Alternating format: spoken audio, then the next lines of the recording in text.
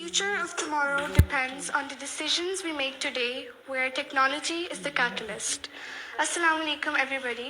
क्या आपने नोटिस किया है कि जो आज हमें टॉपिक मिला जिसके ऊपर बात करने के लिए हम इधर गैदर हुए हैं वो हमें स्मार्टफोन यानी टेक्नोलॉजी के थ्रू ही मिला, और जो हमने इस पर रिसर्च की, जो अपने वैलिड पॉइंट्स कलेक्ट किए, वो भी हमने टेक्नोलॉजी के थ्रू ही किए।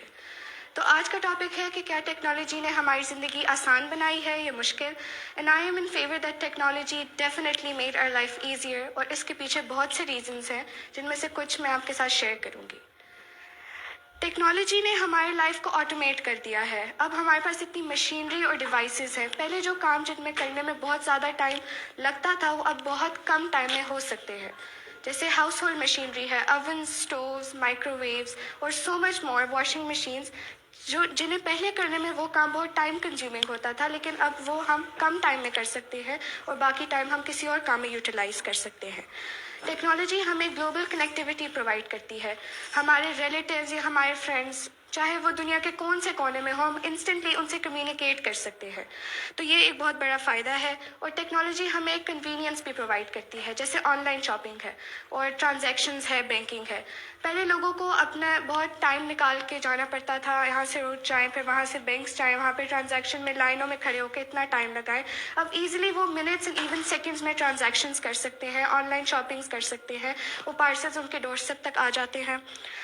टेक्नोलॉजी हमें सेफ्टी भी प्रोवाइड करती है, जैसे इमरजेंसी सर्विसेज है, 1122 है, फायर ब्रिगेड है।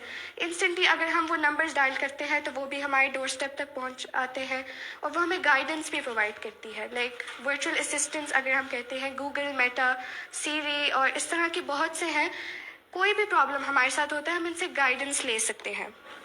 और ये जॉब की अपॉर्चुनिटीज़ भी प्रोवाइड करती है, जैसे फ्रीलांसिंग है और कंटेंट क्रिएटिंग, इनका इतना ज़्यादा स्कोप है आजकल, और ये हम घर बैठे ये जॉब्स कर सकते हैं।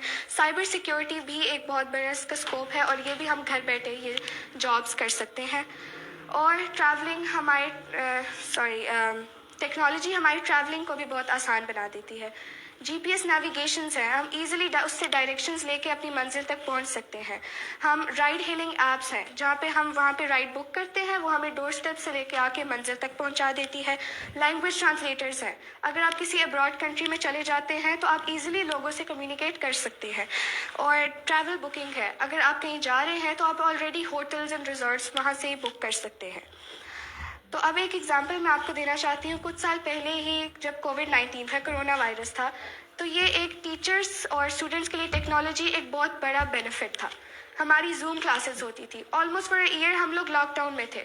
अगर ये टेक्नोलॉजी ना होती तो हमारा पूरा साल वो वेस्ट हो जाना था, लेकिन टेक्नोलॉजी थी, जूम क्लासेस थी, इसकी वजह से हमने अपनी स्टडीज़ भी कंटिन्यू की और टीचर्स की जॉब भी कंटिन्यू रही।